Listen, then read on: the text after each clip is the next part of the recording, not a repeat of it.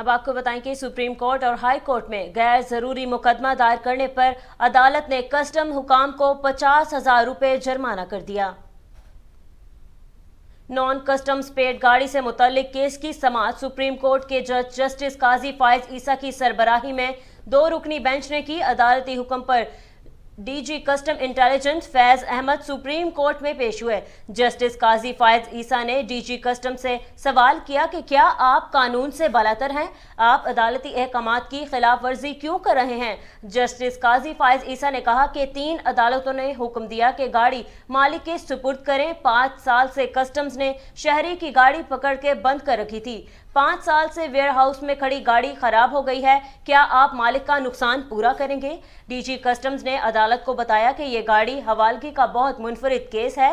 Chief justice قاضی فائز عیسیٰ نے remarks دیے کہ جہاں لفظ ڈی جی آ جائے اس سے تو بس اللہ ہی بچائے۔